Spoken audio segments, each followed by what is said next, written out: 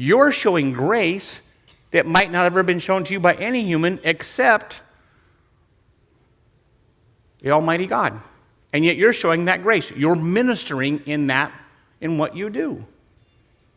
What you may not know is that 1% of our offering, every time we collect offering, anytime something comes in, we set 1% aside for something called a benevolence fund.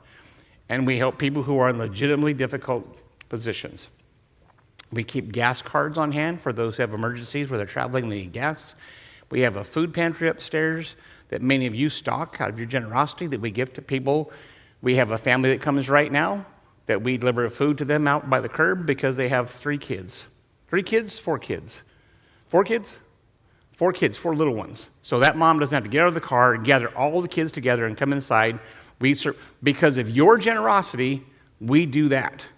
Every Thursday night, this weekend, or this couple of days ago, somebody that I know who does not attend church, might be a believer, I don't know, knows that we do a Thursday night feeding the homeless at the library lawn.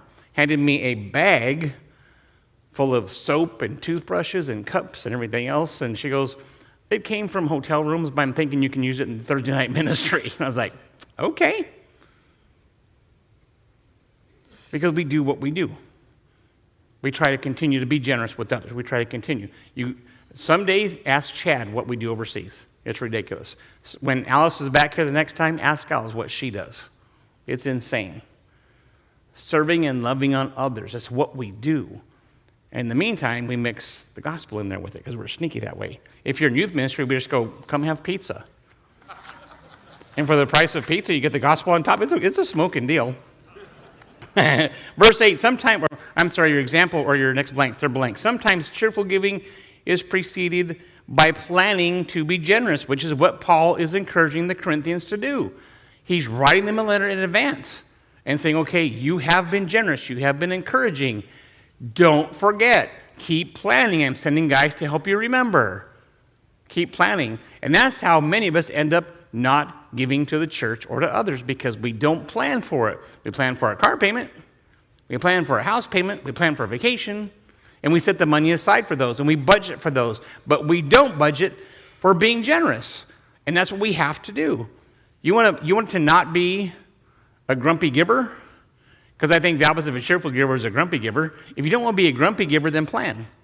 Because then you're just like, I already got this planned. There you go. Your little knuckles won't be wrapped around your money when you put it in the plate. Like I was at 10 years old. Verse 12, for the ministry of this service is called 2 different things in that point, ministry and service, is not only fully supplying the needs of the saints, but is also overflowing through many thanksgivings to God. Because of you Gentile dogs collecting this offering and providing for the Jewish saints, they will be thanking God. So your generosity is triggering thanksgiving to God, which is amazing. It gives me goosebumps. I love that. Verse 13, because of the proof given by this ministry, they will glorify God for your obedience to your confession of the gospel